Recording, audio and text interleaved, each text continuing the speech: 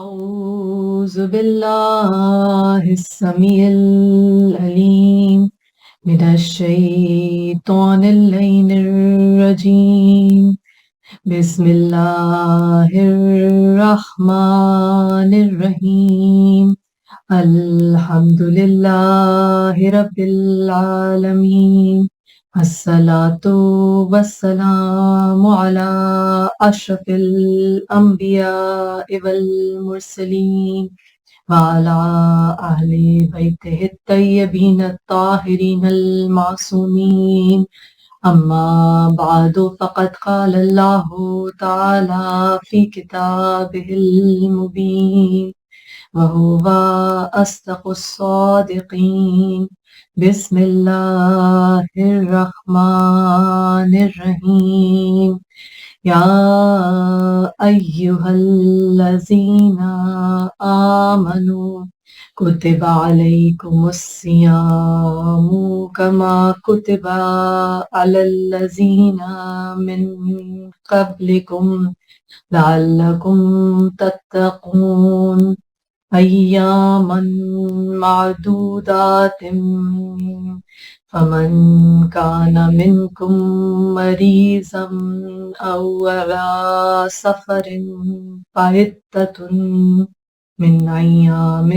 أخرى وعلى الذين يطيقونه فدية طعام مسكين فمن تطوع خيرا فهو خير له وأن تصوموا خير لكم إن كنتم تعلمون صدق اللہ العلی العظیم۔ عزیزان گرامی، سرنامہ کلام میں سورہ مبارکہ البقرہ کی آیت نمبر 183 اور 184 کی تلاوت کا شرف حاصل کیا گیا، جس کا ترجمہ کچھ یوں ہے۔ بسم اللہ الرحمن الرحیم، شروع اللہ کے نام سے جو بڑا مہربان نہایت رحم کرنے والا ہے۔ اے لوگو جو ایمان لائے ہو، تم پر روزے فرض کر دیے گئے جس طرح تم سے پہلے انبیاء کے پیروکاروں پر فرض کیے گئے تھے، تاکہ تم پرہیزگار بن جاؤ، لعلکم تتقون، تاکہ تم متقی بن جاؤ، تاکہ تم میں تقوی کی صفت پیدا ہو۔ پھر فرمایا چند مقرر دنوں کے روزے ہیں، اگر تم میں سے کوئی بیمار ہو یا سفر میں ہو تو دوسرے دنوں میں ان روزوں کا شمار پورا کرے، اور جو لوگ روزہ رکھنے کی طاقت رکھتے ہوں اور پھر بھی نہ رکھیں تو فدیہ دیں۔ فدیہ کیا ہے؟ روزے کے بدلے محتاج کو، مسکین کو کھانا کھلا دیں، اور جو کوئی شوق سے نیکی کرے تو اس کے حق میں زیادہ اچھا ہے، اور اگر سمجھو تو روزہ رکھنا ہی تمہارے حق میں بہتر ہے۔ عزیزان گرامی، رمضان المبارک کے حوالے سے روزے کے بارے میں کچھ گفتگو ہوگی آج۔ رسول اللہ صلی اللہ علیہ وآلہ وسلم فرماتے ہیں کہ روزہ اور قرآن مومن بندے کی سفارش کریں گے۔ روزہ کہے گا اے میرے پروردگار، میں نے اس کو دن میں کھانے پینے اور باقی خواہشات سے روکے رکھا، اس لیے اس کے بارے میں میری سفارش قبول فرما۔ قرآن کہے گا کہ رات کو میں نے اس کو نیند سے روکے رکھا، اس لیے اس کے بارے میں میری سفارش قبول فرما، اور پھر دونوں کی سفارش قبول کر لی جائے گی۔ ایک اور حدیث مبارکہ ہے، رسول اللہ صلی اللہ علیہ وآلہ وسلم نے فرمایا، حضرت زید بن خالد جہنی سے روایت ہے کہ رسول اللہ صلی اللہ علیہ وآلہ وسلم نے فرمایا، جس نے روزے دار کا روزہ افطار کروایا اسے اس روزے دار کے برابر ثواب ملے گا۔ ایک سے زیادہ روزے دار ہیں تو ایک سے زیادہ روزے داروں کے برابر ثواب ملے گا، لیکن اس روزے دار کے ثواب میں کچھ کمی نہیں ہوگی۔ ایک اور مقام پہ رسول اللہ صلی اللہ علیہ وآلہ وسلم فرماتے ہیں روزے دار کو دو خوشیاں حاصل ہوتی ہیں، ایک اس وقت جب وہ افطار کرتا ہے تو خوشی محسوس کرتا ہے، اور دوسرا وہ وقت جب وہ اپنے رب سے ملاقات کرے گا تو روزے کا ثواب دیکھ کر خوش ہو جائے گا۔ اور رسول اللہ صلی اللہ علیہ وآلہ وسلم کی بہت ہی مشہور حدیث کہ آپ نے فرمایا کہ ہر عبادت انسان کے لیے ہے، لیکن پروردگار عالم فرماتا ہے کہ روزہ میرے لیے ہے اور میں ہی اس کا جو دوں، یعنی کہ اس پروردگار کی رحمت کی جو وسعت ہے، جس قدر وہ رحیم ہے، کریم ہے، تمام بادشاہتوں کا، خزانوں کا مالک ہے، بادشاہوں کا بادشاہ ہے، وہ اپنی ربوبیت، اپنی رحمت کی وسعت کے اعتبار سے روزے کا اجر دے گا۔ عزیزان گرامی، جب ہم روزے کی بات کرتے ہیں اور ہم اس کو ایک عبادت، ایک فرض سمجھ کے ادا کرتے ہیں، تو بہت اہم ہے ہمارے لیے کہ ہم اس کی روح کو بھی سمجھیں۔ جیسے کہ قرآن حکیم میں ابھی آیات مبارکہ کی تلاوت کا شرف حاصل کیا گیا، سورہ بقرہ، اللہ تعالیٰ نے کہا ہے کہ اس لیے تم پہ روزہ فرض کیا گیا کہ تم متقی بن جاؤ، اور پھر کفارے کا طریقہ بھی یہ بتایا کہ کسی محتاج، مسکین، بھوکے کو کھانا کھلایا جائے، اور کہا کہ پھر بھی اگر تم اگر تم خود روزہ رکھ لو تو وہ تمہارے حق میں زیادہ بہتر ہے۔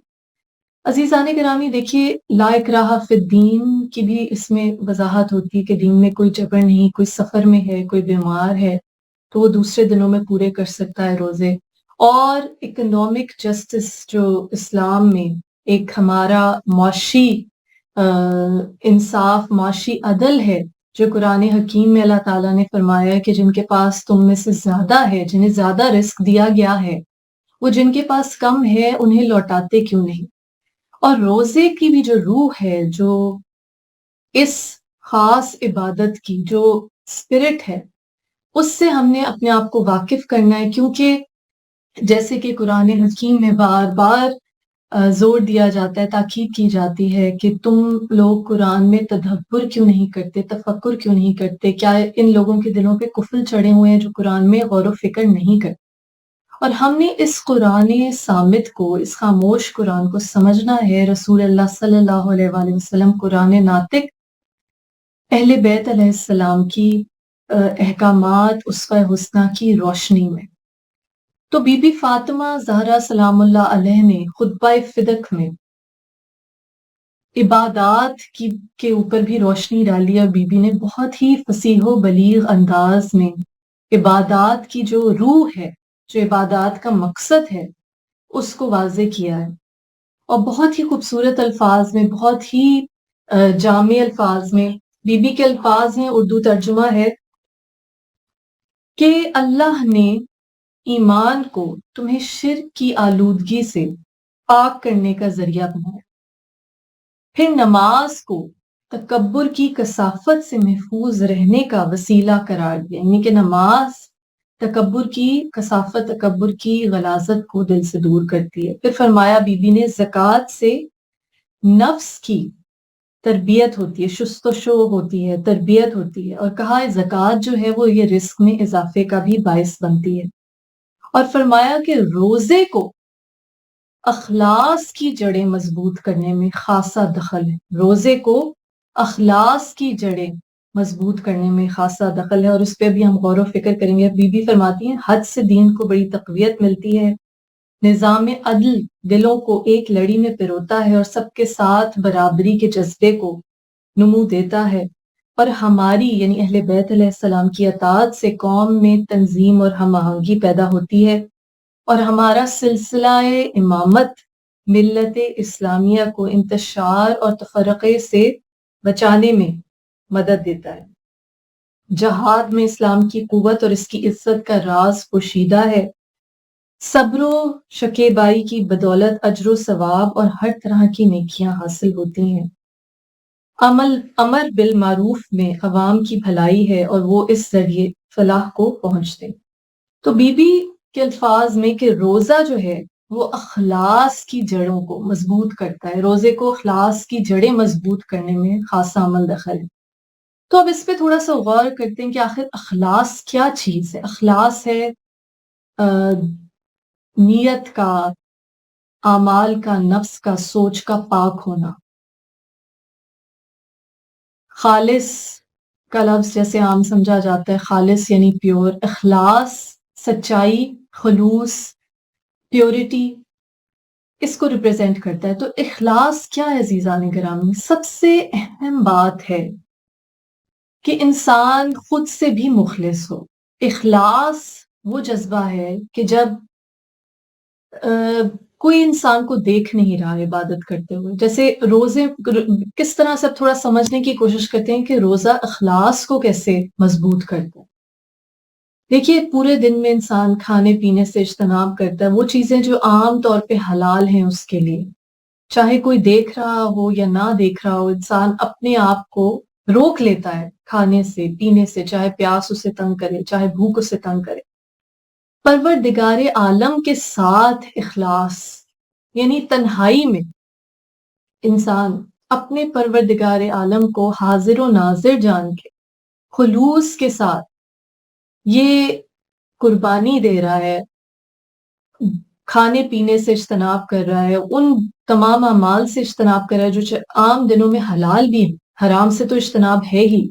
لیکن جو حلال کام ہیں ان سے بھی خود کو روکتا ہے اللہ تعالیٰ کی خوشنودی کے لیے. اس لیے کہ پروردگار عالم نے یہ حکم دیا کہ یہ جو مخصوص دن ہے، خاص طور پہ ماہ رمضان کی جس طرح سے ہم بارے میں بات کر رہے ہیں، کہ اس میں خود کو ایک مخصوص وقت سحر سے لے کر افطار کے وقت تک کھانے پینے سے دور رکھو. عزیزان گرامی، یہ اخلاص پروردگار عالم کے لیے خالص عمل کرنا، یعنی کہ اس عمل میں انسان کی صرف اور صرف کوشش یہ ہے کہ پروردگار عالم کی خوشنودی حاصل کرے. اور انسان کو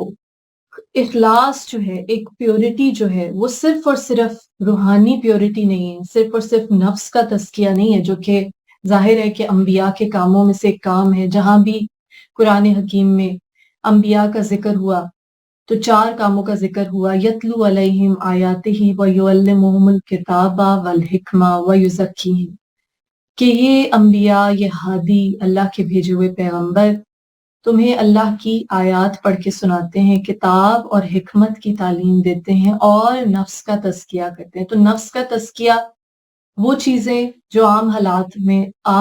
انسان کے لیے حلال ہیں ان کو بھی موقوف کر دیتا ہے، انسان ترک کر دیتا ہے اللہ تعالیٰ کی محبت میں. یہ ایکسرسائز، یہ مشقت، یہ مشق جو ہے وہ آپ کو ایک طرح سے تیار کرتی ہے کہ جب آپ حرام چیزوں سے، حرام ٹیمپٹیشن سے کوئی بھی گناہ، کوئی خطا کرنے لگیں تو اس وقت آپ کی یہ جو تربیت روزے کے ذریعے ہو رہی ہے، یہ جو اخلاص آپ کے اندر پیدا ہو رہا ہے کہ اللہ تعالیٰ حاضر و ناظر ہے، اللہ تعالیٰ علیم بذات الصدور ہے، اللہ تعالیٰ علیم ہے، خبیر ہے، وہ انسان کے تمام تر اعمال سے واقف ہے، تنہائی میں بھی شاہرگ سے زیادہ قریب تر ہے، اور ہر عمل خالصتاً اللہ تعالیٰ کی خوشنودی کے لیے ہونا چاہیے. تو یہ ایک طرح سے انسان کی بندگی ہے، سر تسلیم خم کر لینا ہے کہ پروردگار عالم یہ زندگی تیری ہی دی ہوئی ہے، ہمیں اس کو تیری ہی مرضی کے مطابق گزارنا ہے. جس طرح ہم سورہ فاتحہ میں کہتے ہیں ایاک نعبد و ایاک نستعین، اے پروردگار تیری ہی عبادت کرتے ہیں، تجھ سے ہی مدد مانگتے ہیں. اور عبادت ویسے، اطاعت ویسے کہ جیسے جب ابلیس نے حضرت آدم علیہ السلام کو سجدہ کرنے سے انکار کر دیا اور کہا کہ پروردگار صرف تجھے سجدہ کروں گا، غیر اللہ کو سجدہ نہیں کروں گا. تو پروردگار عالم نے کہا، قرآن کے الفاظ ہیں طاعتی ما اریدو لا ما تریدو، یعنی اطاعت ویسے کرو جیسے کہ میں چاہتا ہوں، نہ کہ جیسے تم چاہتے. یعنی یہاں پہ ایک اور بہت اہم ہے، جیسے ہم نے سورہ بقرہ کی آیات مبارکہ کی تلاوت کا شرف حاصل کیا سرنامہ کلام میں، اس میں کہا کہ تمہارے لیے طریقہ تو ہے کہ اگر تم نے نہیں رکھا، تم مسکین کو کھانا کھلا دو، تم اس کا کفارہ ادا کر دو، لیکن بہتر ہے تمہارے حق میں کہ تم روزہ رکھو. تو یہ جو اللہ تعالیٰ پر توکل ہے، جب اللہ تعالیٰ کو خالق مان لیا،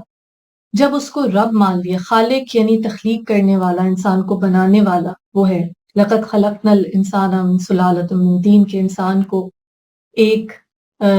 جمے ہوئے خون سے پیدا کیا، پھر اس خون کو گوشت میں تبدیل کیا، پھر گوشت کو ہڈیوں کے اوپر پھر گوشت چڑھایا، اور اس طرح انسان کی تخلیق قرآن بیان کرتا ہے۔ خالق پروردگار ہے، پھر پالنے والا بھی وہی ہے، رب بھی وہی ہے، رزق دینے والا بھی وہ ہے، پروردگار وہ ہے۔ تو جب انسان کی اپنی ملکیت، اس کی ایک سانس بھی نہیں ہے، رزق دینے والا وہ پروردگار ہے، انسان کو اگلی سانس دینے والا وہ پروردگار ہے، اس کو سماعت، بصارت، دیکھنے کی صلاحیت، یہ پانچوں سینسز جو ہیں انسان کی، اس کو دل، اس کو درد دل، اس کو دماغ، اس کو علم، اس کو عقل، سب کچھ دینے والا جو وہ پروردگار ہے، تو پھر پوری طرح سے یہ بھروسہ کر لیا جائے کہ جو پروردگار کی ہدایت، اگر وہ کہہ رہا ہے کہ تمہارے لیے بہتر ہے کہ تم روزہ رکھو، اور سخاوت میں تو اس میں تو کوئی دو رائے نہیں، کوئی شک نہیں ہے، ہمیں اہل بیت علیہ السلام کی زندگیوں سے اس کی مثال ملتی ہے۔ مولائے کائنات مولا علی علیہ السلام کا بہت خوبصورت قول ہے کہ لوگ رزق کو محنت میں تلاش کرتے ہیں، لیکن یہ در حقیقت سخاوت میں پوشیدہ۔ دیکھیے کتنی خوبصورت اور گہری بات ہے، اور حدیث مبارکہ ہمارے سامنے ہے، ائمہ طاہرین کے اقوال ہمارے سامنے حدیث مبارکہ ہے کہ جب تنگ دستی کا شکار ہو جاؤ تو اللہ تعالیٰ سے تجارت کرو صدقہ و خیرات کے ذریعے، اور قرآن نے کہہ دیا، جیسے ہم نے پہلے ذکر کیا، کہ جن کو زیادہ دیا گیا ہے وہ ان کو لوٹاتے کیوں نہیں ہے کہ جن کو کم دیا گیا، یعنی کہ اللہ تعالیٰ نے حصہ رکھ دیا۔ اگر کسی کے پاس اپنی ضرورت سے زیادہ ہے تو اس میں حصہ ہے دوسرے انسان کا۔ تو یہاں خواہشات کو کنٹین کرنے کی، ان کو لمٹ کرنے کی، کرٹیل کرنے کی بھی بات آ جاتی ہے کہ جب انسان کی اپنی ملکیت ہے وہ دولت، تو وہ چاہے گا کہ اپنے اوپر خرچ کرے، اپنے اہل و عیال پہ خرچ کرے، لیکن یہاں پہ خواہشات سے بڑھ کر وہ عقل جو عقل سلیم ہے، وہ عقل جو اطاعت ویسے کرتی ہے جیسے پروردگار چاہتا ہے، اطاعتی ما ارید لا ما ترید، کہ جب اللہ تعالیٰ نے ابلیس کو کہا کہ ویسے اطاعت کرو جیسے میں چاہتا ہوں، نہ کہ جیسے تم چاہتے ہو، چاہے تم عبادت گزار ہو، چاہے تم اتنے عابد ہو کہ تم ایک جن سے فرشتوں کے مقام تک پہنچ گئے، لیکن اطاعت ویسے کرو جیسے میں چاہتا ہوں، نہ کہ جیسے تم چاہتے ہو، کیونکہ وہ پروردگار عالم کے اللہ تعالیٰ پہ بلائنڈ ٹرسٹ ہے، اللہ تعالیٰ پہ پورا مکمل توکل اور اعتماد، یہ جان لینا کہ وہ پروردگار اگر کوئی عبادت فرض کر رہا ہے تو یقیناً وہ ہمارے حق میں بہتر ہوگی۔ اور عزیزان گرامی، وہ پروردگار جو بے نیاز ہے، وہ پروردگار جو اللہ الصمد ہے، سورہ اخلاص میں جیسے کہا کہ وہ بے نیاز ہے، یعنی اسے ہماری عبادات کی ضرورت نہیں ہے، اسے ہماری نماز، ہمارے روزے کی، ہماری اطاعت، ہماری بندگی کی ضرورت نہیں ہے۔ اس کے پاس بے پناہ مخلوق ہیں زمین و آسمان میں جو اس کی تسبیح و تحلیل کرتی ہیں، جس طرح رسول اللہ صلی اللہ علیہ وآلہ وسلم نے فرمایا، کنت نبیم و آدم بین الماء والطین، کہ میں تب بھی نبی تھا جب آدم مٹی اور پانی کے بیچ میں تھے، اور کہا کہ اللہ تعالیٰ نے آدم کی خلقت سے کئی ہزار سال پس، کئی روایات میں ہے کہ 20,000 سال، کئی میں ہے کہ 40,000 سال،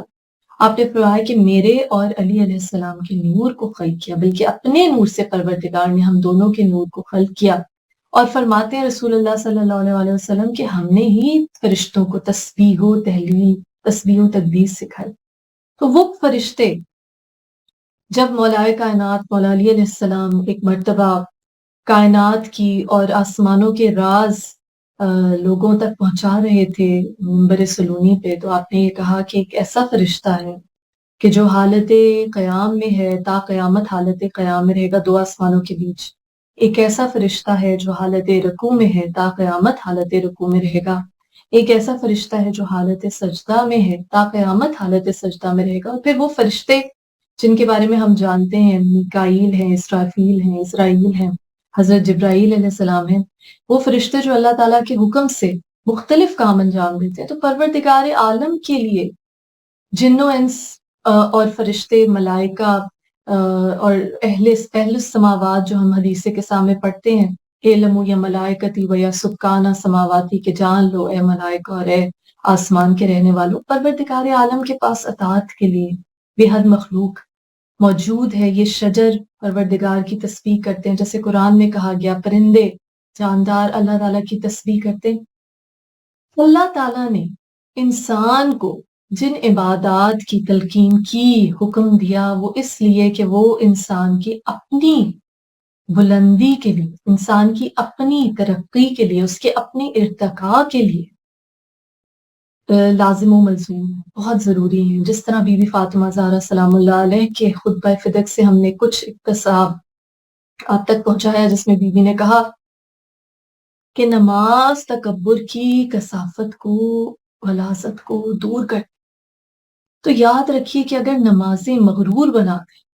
تو اس کا مطلب ہے کہ نماز کی روح جو ہے ہم اس سے محروم ہیں، ہمیں نماز اس کی جو ٹرو اسپرٹ ہے ہم اس میں ادا نہیں کر رہے وہ صلاح۔ جیسے مولائے کائنات مولا علی علیہ السلام کا قول ہے، آپ نے فرمایا کہ وہ عبادت جو تمہیں تکبر میں مبتلا کر دے اس سے بہتر وہ گناہ ہے جو تمہیں عاجز بنا دے، احساس شرمندگی میں مبتلا کرے۔ عزیزان گرامی، یہ کتنی گہری بات ہے کہ عبادت وہ عبادت جو تکبر میں مبتلا کرتے، اور قرآن حکیم سے ہمیں یہ تمام سبق ملتے ہیں اگر ہم غور و فکر کریں۔ جیسے ابلیس، اس کو اپنی عبادت پہ اتنا فخر تھا، اتنا تکبر تھا، اس نے اور تو کوئی گناہ نہیں کیا، اس کا گناہ تکبر تھا، اور اس کا گناہ حسد تھا جو حضرت آدم علیہ السلام سے کیا کہ یہ مٹی سے بنے ہیں اور میں آگ سے بنا ہوں، میں سپیریئر ہوں۔ تو یعنی تکبر وہ چیز ہے، جس طرح رسول اللہ صلی اللہ علیہ وسلم نے فرمایا کہ جس کے دل میں رائی کے دانے کے برابر تکبر ہوگا وہ جنت میں داخل نہیں ہوگا۔ یعنی کوئی بھی عبادت عزیزان کرام، اب یہاں روزے کی ہم بات کریں، خاص طور پہ ماہ رمضان کی بات کر رہے ہیں، تو روزوں میں، ماہ رمضان میں جب آپ روزہ رکھیں تو ہر کسی ایسے شخص کو حقیر نہ سمجھے کہ جس نے روزہ نہ رکھا ہو سکتا ہے اسے کوئی مجبوری ہو، یا اگر وہ روزہ نہیں بھی رکھ رہا تو ہو سکتا ہے کہ آپ کے اس کو کمتر سمجھنے کی وجہ سے ہی اس کی نیکیاں بڑھ جائیں، آپ کے گناہوں میں اضافہ ہو جائے۔ جس طرح مولائے کائنات مولا علی علیہ السلام کا ایک قول ہے کہ اگر کوئی مسلمان کسی دوسرے کو کسی گناہ میں مبتلا دیکھ کر خوش ہوتا ہے، یا اس کا مذاق اڑاتا ہے، یا اس کی تضحیق کرتا ہے، تو پروردگار عالم اس کو بھی اسی گمراہی میں مبتلا کرتے تھے۔ کتنی بڑی بات ہے۔ اور کہا کہ جب کسی میں کوئی برائی دیکھو تو سب سے پہلے یہ دیکھو کہ کیا تم میں تو وہ برائی نہیں، یعنی کہ کسی اور میں عیب نہ تلاش کریں، عیب نہ تلاش کریں۔ مولائے کائنات مولا علی علیہ السلام نے کہا کہ جو شخص تمام خوبیاں چھوڑ کے کسی شخص کی اس کے عیب کو ڈھونڈتا ہے، اس کے عیب کو تلاش کرتا ہے، وہ گویا اس مکھی کی طرح ہے جو تمام خوبصورت، صحت مند، صاف شفاف جسم کو چھوڑ کے کسی گندے زخم کی طرف مائل ہوتی ہے۔ تو برائی مت دیکھیں، جس طرح مولائے کائنات مولا علی علیہ السلام کا وہ قول، لیو ایول اینڈ ایول ول لیو تھی، یعنی برائی کو اور نیگیٹیوٹی کو اور جو منفی چیزیں ہیں اور جو ایول ہے اس کو چھوڑ دو۔ اور چھوڑنے کا مطلب یہ بھی ہے کہ آپ خود سے اس کو سیکھ نہ کریں، آپ اس دوسروں میں بھی وہ برائی تلاش نہ کریں، عیب جوئی نہ کریں، اور اگر کسی کا کوئی عیب پتہ چلے تو اس پہ پردہ ڈالیں۔ رسول اللہ صلی اللہ علیہ وسلم کی حدیث کے مطابق، ائمہ طاہرین علیہ السلام کے اقوال کے مطابق، جو مومن کسی دوسرے کے عیب پہ پردہ ڈال دیتا ہے اللہ تعالیٰ اس کے اوپر، اس کے عیبوں کے اوپر پردہ ڈال دیتا ہے۔ کہا کہ زمین والوں پر رحم کرو، آسمان والا تم پر رحم کرے گا۔ تو عزیزان کرامی، یہ دین بہت آسان ہے، صرف تھوڑا سا اپنے ذہن کو استعمال کرتے ہوئے ہم نے ان عبادات کی روح کو سمجھنا ہے کہ اصل روح کیا ہے۔ یہ عبادت اگر اللہ تعالیٰ نے ہم پہ فرض کی، اس کا مقصد کیا؟ دیکھیے، جب سب سے پہلی لاجیکل چیز روزہ رکھتے ہیں، بھوک اور پیاس کا احساس ہوتا ہے، تو آپ کو اپنے ساتھی انسانوں کی بھوک اور پیاس کا احساس ہوتا ہے، جو لوگ اتنی حیثیت رکھتے ہیں کہ ان کے پاس رزق موجود ہے کہ وہ آرام سے افطار کر سکیں، اپنی روزہ کشائی کر سکیں۔ انہیں یہ سوچنا چاہیے ایسے بہت سے ہیں دنیا میں جنہیں اگلے وقت کے کھانے کا سامان میسر نہیں ہے۔ رسول اللہ صلی اللہ علیہ وآلہ وسلم کی ایک حدیث آپ فرماتے ہیں، اللہم صلی علی محمد وآل محمد، آپ نے فرمایا کہ جس شخص کے پاس صحت ہے اور وہ اٹھا ہے اس حالت میں کہ اس کے پاس اس دن کا رزق ہے، کھانا پینا ہے، اور اس کو یہ فکر نہیں ہے کہ وہ اس دن اپنے لیے اپنے اہل و عیال کے لیے کس طرح سے رزق مہیا کرے گا، تو وہ خوش قسمت ترین شخص ہے۔ عزیزان گرامی، ایسے بہت سے لوگ ہیں کہ جن کے پاس اگلے وقت کا کھانا نہیں، اور یہ انسان کی خواہشات کی ہم بات کر رہے تھے کہ خواہشات کو حدود میں کیسے رکھا جائے۔ تو مولائے کائنات مولا علی علیہ السلام کا وہ خوبصورت قول آپ نے کہا کہ جانوروں میں خواہش ہے، فرشتوں میں عقل ہے، انسان میں خواہش اور عقل دونوں موجود ہے۔ اگر انسان کی خواہش اس کی عقل پر حاوی ہو جائے تو وہ جانوروں سے بدتر ہو جاتا، اور اگر اس کی عقل اس کی خواہش کو مغلوب کر لے، اس پہ حاوی ہو جائے، تو وہ فرشتوں سے بہتر ہو جاتا ہے۔ اور کربلا کی عظیم درسگاہ یہ ہمارے سامنے واضح ہو جاتا ہے کس طرح وہ یزیدی لشکر تھا جو کہیں دولت کے لالچ میں، کہیں اقتدار کے لالچ میں، کہیں اپنی جان کی حفاظت کے لیے، کہیں اولو الامر نعوذ باللہ جس کو سمجھ بیٹھے تھے وہ فاسق و جابر حکمران، اس کی اطاعت میں کہیں جانوروں سے بدتر ہو گئے۔ اور وہاں وہ لشکر حسینی ہے جس میں امام حسین علیہ السلام نے اپنے بچوں کے حصے کا بچا ہوا پانی، جب خیمے ہٹا لیے گئے تھے دریا کے کنارے سے، اور جب حر علیہ السلام کا لشکر جو اس وقت یزیدی فوج میں تھے جب آتا ہے اور پیاس سے نٹھالا ہے، تو آپ نے پیاس سے خود رہے حر کو پلا دیا پانی، اپنے بچوں کے حصے کا پانی حر کے سپاہیوں کو اور گھوڑوں تک کو پلایا، سیراب کیا، تو اور دکھا دیا کہ کس طرح سے اپنی خواہش کو مغلوب کر کے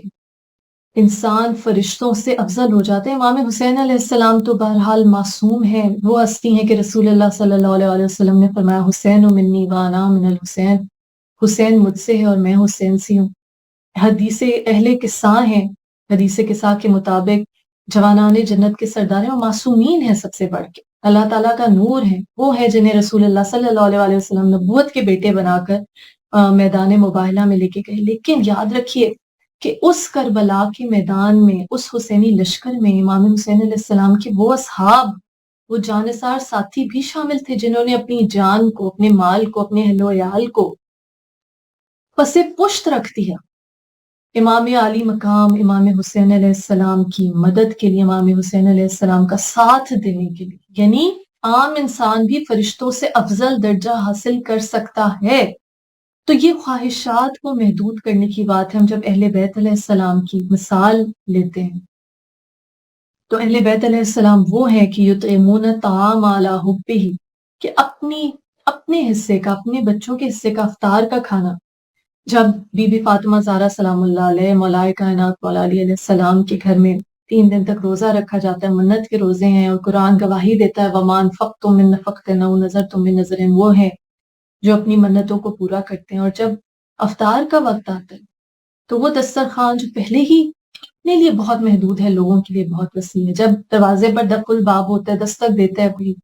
سائل، کبھی یتیم، کبھی مسکین، کبھی اسیر، تو اپنے حصے کا، اپنے بچوں کے حصے کا افطار کا کھانا بی بی دے دیتی ہیں سائل کو۔ عزیزان گرامی، اس گھرانے سے ہمیں یہ سبق ملتا ہے کہ کس طرح سے دوسروں کی خواہش کیا ضرورت کو پورا کرنا اللہ تعالیٰ کے قریب ترین بنا دیتے ہیں۔ مولائے کائنات مولا علی علیہ السلام نے فرمایا خود کھانا کھانا جسم کی غذا، دوسروں کو کھلانا روح کی غذا ہے۔ اسی لیے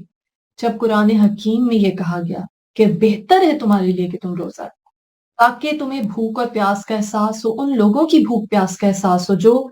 افورڈ نہیں کر سکتے اگلے وقت کا کھانا۔ رسول اللہ صلی اللہ علیہ وسلم نے فرمایا کہ ہمیشہ ان لوگوں کی طرف نظر کرو جن کے پاس تم سے کم ہے، نہ کہ ان کو دیکھو کہ جن کے پاس تم سے زیادہ۔ اور جب ہم شکر گزاری کی عزیزان گرامی بات کرتے ہیں، بی بی فاطمہ زہرا سلام اللہ علیہ نے اپنے خطبہ فطر کے آغاز میں فرمایا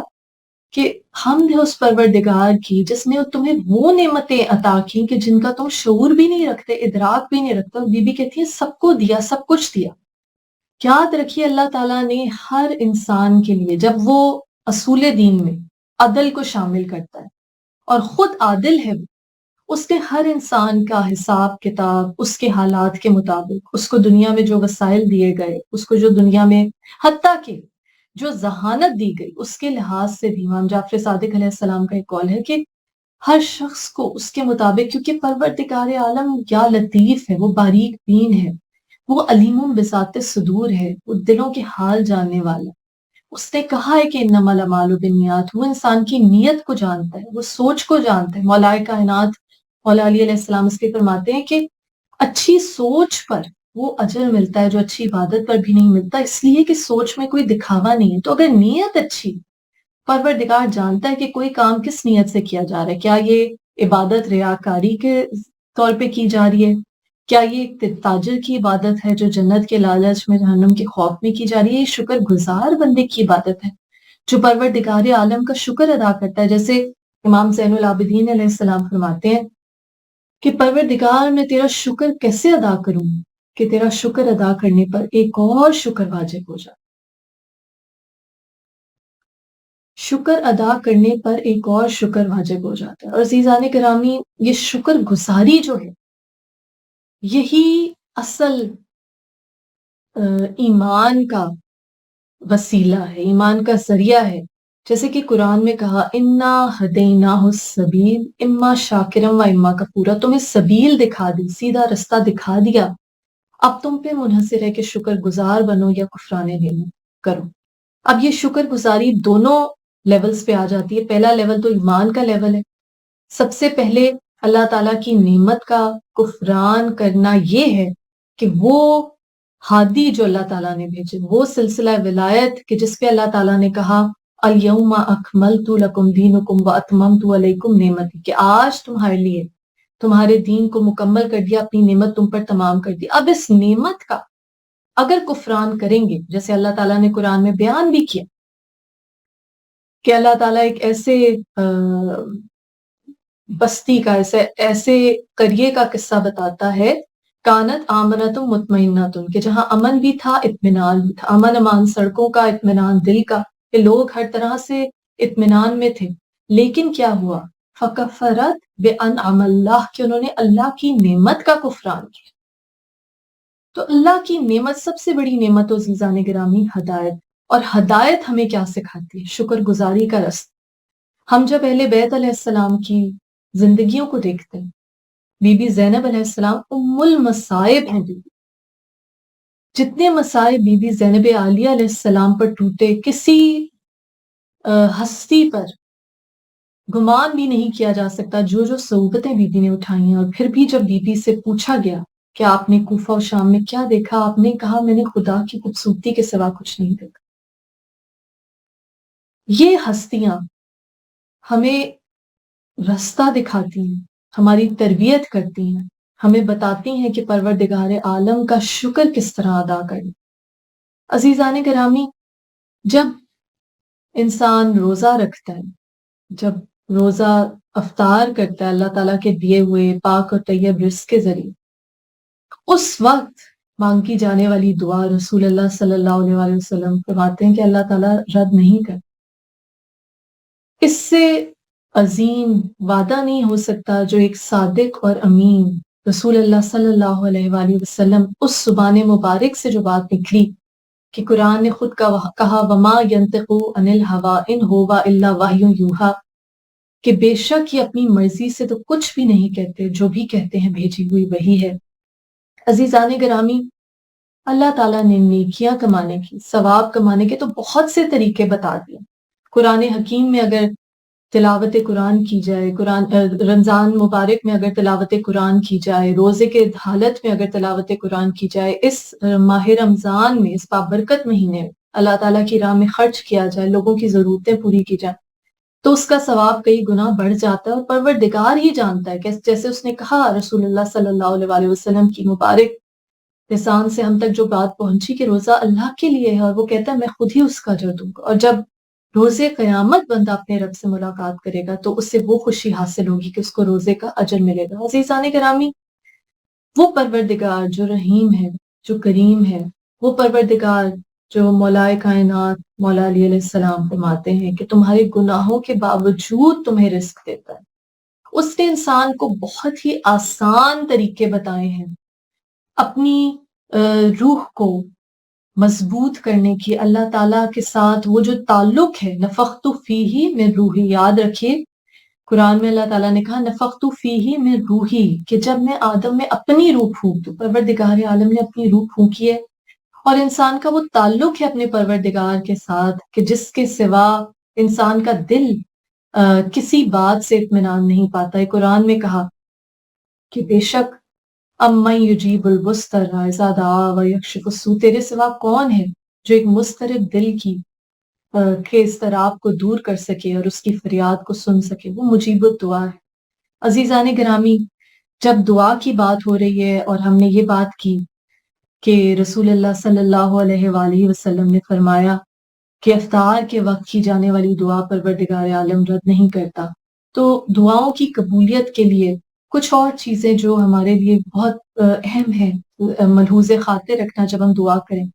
ایک تو جھوٹ سے دوری اختیار کیجیے۔ مولائے کائنات مولا علی علیہ السلام نے فرمایا کہ جس زبان سے کبھی جھوٹ نہ نکلا ہو، اس کی غلطی سے نکلی ہوئی بات بھی، جس زبان سے ہمیشہ سچ نکلا، اس کی غلطی سے بھی کوئی نکلی ہوئی بات ہو تو وہ پروردگار عالم پوری کر دیتا ہے۔ کتنا آسان فارمولا مل گیا دعاؤں کی قبولیت کا۔ اور پھر یہ کہا گیا کہ پہلے دوسروں کے لیے دعا کرو، پھر اپنے لیے دعا کرو، تاکہ پروردگار عالم تمہاری دعاؤں کو قبول کرے۔ اور دعا سے پہلے محمد و آل محمد صلی اللہ علیہ وآلہ وسلم پہ رحمتیں اور درود بھیجیے، کہ یہ وہ عبادت ہے کہ جس میں اللہ تعالیٰ شامل ہوتا ہے۔ اللہ و ملائکتہ یصلون علی النبی، اللہ اور اس کے ملائکہ رسول اللہ صلی اللہ علیہ وآلہ وسلم اور آپ کی اولاد پر درود بھیجتے ہیں۔ عزیزان گرامی، اس مبارک مہینے میں ہمیں کوشش کرنی ہے کہ ہم صرف ایک ریچول پورا نہ کریں، بلکہ اس عبادت کی جو روح ہے اس کو سمجھیں۔ سب سے پہلے تو بی بی فاطمہ زہرا سلام اللہ علیہ جسے فرماتی ہیں کہ اخلاص کی جڑیں مضبوط کرتا ہے، تو خلوص پیدا کیجئے جو سچائی سے شروع ہوتا ہے۔ مولا کائنات مولا علی علیہ السلام نے فرمایا کہ چاہے جھوٹ تمہیں ہلاک کر دے، پھر بھی سچ بولنا بہتر ہے۔ عزیزان کرام، سب سے زیادہ مسلمان امت کو یہ بات یاد رکھنی چاہیے کہ وہ نبی صلی اللہ علیہ وآلہ وسلم جب آپ نے اعلان نبوت نہیں کیا تھا، تب بھی کفار مکہ مشرکین مکہ آپ کو صادق اور امین کہتے تھے۔ جب آپ نے کہا کہ اگر میں تمہیں کہوں، اہل مکہ کو کہا کہ اس پہاڑی کے پیچھے سے دشمن کا لشکر آ رہا ہے تو کیا تم یقین کرو گے؟ تو سب کہہ اٹھے بے شک آپ کی زبان مبارک سے ہم نے کبھی جھوٹ نہیں سنا۔ عزیزان گرامی، عہد کریں کہ ہم روزے کو اخلاص کی جڑیں مضبوط کرنے کا وسیلہ بنائیں گے، سچ کو اپنا شیوا بنائیں گے، اور صرف سچ بولیں گے، جھوٹ کو گناہ کبیرہ سمجھتے ہوئے اس سے اجتناب کریں۔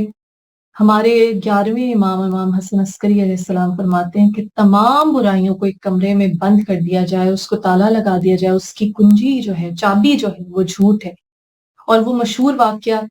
جو رسول اللہ صلی اللہ علیہ وآلہ وسلم کے پاس ایک شخص آیا اور اس نے کہا کہ میں بہت گناہ گار ہوں، بہت سے عیب ہیں، بہت سے غلط کام کرتا ہوں، مجھے کچھ ہدایت فرمائیے۔ آپ نے کہا بس جھوٹ بولنا چھوڑ دو۔ اب وہ گیا، اس نے سوچا کہ اب میں جوا کھیلوں، شراب پیوں، یا اور جو بھی غلط کام کرتا تھا، گناہ کرتا تھا، تو اس کے ذہن میں آیا کہ اب سچ بولنے کا تو میں نے وعدہ کر لیا ہے رسول اللہ صلی اللہ علیہ وآلہ وسلم سے، تو اگر میں نے یہ سب کام کیے یا ان میں سے کوئی غلط کام کیا تو مجھے پھر اس کو چھپانے کے لیے جھوٹ بولنا پڑے۔ یہ سوچتے سوچتے وہ ان تمام گناہوں سے پاک ہو گیا۔ عزیزان گرامی، سب سے پہلے اخلاص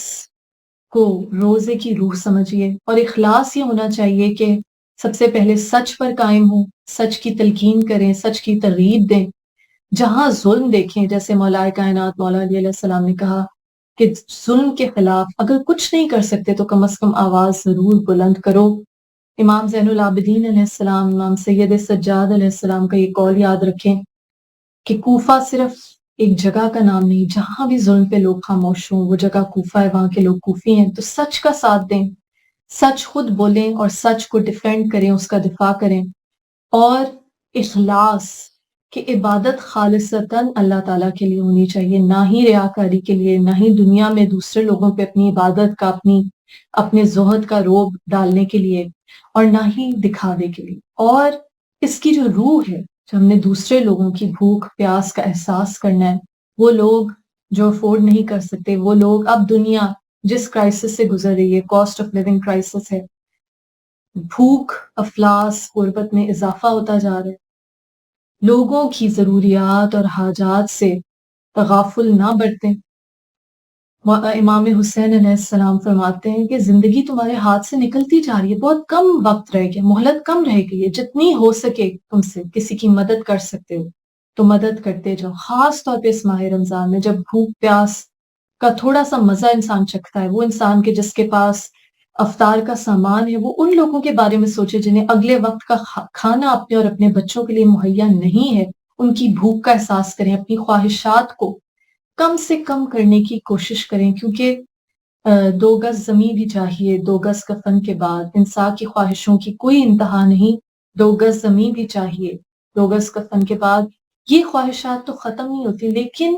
یہ خواہشات آپ کو سکون نہیں پہنچاتی. جس طرح مولا کائنات مولا علی علیہ السلام نے فرمایا کہ خود کھانا کھانا تو جسم کی غذا ہے، دوسروں کو کھلانا روح کی غذا ہے. اور آپ نے کہا کہ اس جسم کی افزائش پر، اس کی نشو و نما پر، اس کے آرام پر اتنی توجہ نہ دو، اس نے تو مٹی میں مل جانا ہے. روح ہمیشہ رہنے والی ہے، اس کی افزائش پر توجہ دو. اور روح کو مولا کائنات مولا علی علیہ السلام کا ایک اور قول ہے کہ پانی بدن کو پاک کرتا ہے، آنسو نفس کو پاک کرتے ہیں، اور عشق روح کو پاک کرتا ہے. عشق الہی عزیزان گرامی اپنے دل میں پیدا کرنے کی کوشش کریں. کیسے پیدا ہوگا؟ اللہ تعالیٰ نے اس کا طریقہ بتا دیا. قل ان کنتم تحبون اللہ فاتبعونی یحببکم اللہ. اگر تم اے نبی کہہ دیجئے اگر تم اللہ سے محبت کرتے ہو تو مجھ محمد صلی اللہ علیہ وسلم کا اتباع کرو، اللہ بھی تم سے محبت کرنے لگے گا. اجر رسالت کیا ہے قرآن کے مطابق؟ اے نبی کہہ دیجئے میں کچھ اجر رسالت نہیں مانگتا مگر میرے اقربا سے مودت. اور جب اقربا کی مودت ہے تو صرف زبان تک نہیں ہونی چاہیے، اعمال سے ہونی چاہیے. امام جعفر صادق علیہ السلام چھٹے امام فرماتے ہیں کہ ہمارے شیعہ ہو تو ایسے بنو کہ ہمارے لیے باعث فخر بنو، نہ کہ ہمارے لیے باعث ندامت بنو. کوشش کریں کہ صرف زبان سے اہل بیت علیہ السلام اور رسول اللہ صلی اللہ علیہ وسلم کی محبت کا تمنا بھریں، بلکہ اپنے اعمال کے ذریعے گواہی دیں کہ ہم ان ہستیوں سے محبت کرتے ہیں، ان کے پیروکار ہیں. دعا گو ہوں کہ جو رزق کے خواہاں ہیں، پروردگار عالم اپنی جناب سے اس نے وعدہ کیا ہے کہ وہ جو شہید ہیں انہیں مردہ نہ سمجھو، وہ اللہ کے پاس سے رزق حسن پاتے ہیں. یا اللہ ہم سب کے رزق میں اضافہ فرما. جو ناظرین اس پروگرام میں شامل ہوئے ان کی دلی دعاؤں کو اپنی بارگاہ میں مستجاب کر. تو علیم بذات صدور ہے، دلوں کے حال جاننے والا ہے. تو نے کہا ہے مجھے پکارو، مجھ سے دعا مانگو، میں قبول کروں گا. تیرے نبی صلی اللہ علیہ وسلم نے فرمایا ہے اے پروردگار کے افطار کے وقت مانگی ہوئی دعا رد نہیں کی جاتی. پروردگار عالم ہمیں توفیق عطا فرما کہ ہم وہ دعا مانگ سکیں جو ہمارے حق میں بہتر ہو. پروردگار عالم ہمیں توفیق عطا فرما کہ ہم تیری رضا میں راضی ہو سکیں. مولا کائنات مولا علی علیہ السلام نے فرمایا خوش نصیب وہ ہے جو اپنے نصیب پر خوش ہے. تمام تر ڈپریشن اور مینٹل النس جو آج کل ایشوز ہیں اس کا حل ہے عزیزان گرامی مولا کا ایک قول کہ خوش قسمت وہ ہے جو اپنی قسمت پر خوش ہے. یا اللہ ہمیں توفیق عطا فرما کہ ہم اپنی قسمت پر خوش ہوں، تیری رضا میں راضی رہیں. یا اللہ ہم بہت کمزور ہیں، بہت بے بس ہیں. پروردگار عالم تو ہی علیم ہے، خبیر ہے، تو ہی ان اللہ علی کل شیء قدیر ہے. پروردگار عالم ہماری خطاؤں کو معاف کر دے. اس ماہ رمضان میں اپنی رحمتوں کو ہمارے اوپر نازل فرما. پروردگار عالم ہمیں توفیق عطا فرما کہ ہم ایسا بن سکیں جیسا تو چاہتا ہے. پروردگار عالم ہماری تمام خطاؤں کو معاف کر دے. پروردگار عالم ہمیں ہمارے آنے والی نسلوں کو ہمیشہ حضرت محمد صلی اللہ علیہ وآلہ وسلم اور آپ کے اہل بیت علیہ السلام کی محبت اس صراط مستقیم پہ قائم رکھ جو ان ہستیوں کا رستہ ہے کہ جن پہ تو نے اپنی نعمت نازل کی، جو خود تیری نعمت ہے. پروردگار عالم جو بیمار ہیں بیمار کربلا کے صدقے میں انہیں شفائے کلی عطا فرما. یا اللہ ہمارے روزوں کو ہماری عبادات کو اپنی بارگاہ میں قبول فرما. جو علم حاصل کریں اور ہم سب کے علم میں اضافہ فرما. رب زدنی علما. جو طالب علم کی جستجو کر رہے ہیں پروردگار عالم انہیں کامیاب و کامران کر، دین و دنیا دونوں کے علم میں سرخروئی عطا فرما. ہماری آنے والی نسلوں میں غم حسین کی حرارت کو قائم و دائم رکھ. یا اللہ تو تمام دلوں کے حالات سے واقف ہے، علیم بذات صدور ہے، جو جس کے دل میں جائز حاجات ہیں اپنی بارگاہ ہمیں قبول و منظور فرما، جن کے پاس اپنا گھر نہیں انہیں وہ گھر دے جو مجلس شبیر کے لیے ہو۔ یا اللہ ہمیں کوئی غم نہ دے سوائے غم حسین، اور شبیر کا غم بانٹ رہا ہے تو ادھر دے۔ لعنت اللہ علی قوم الظالمین وما علینا الا البلاء، اللہم صلی علی محمد وآل محمد وعجل فرجہ۔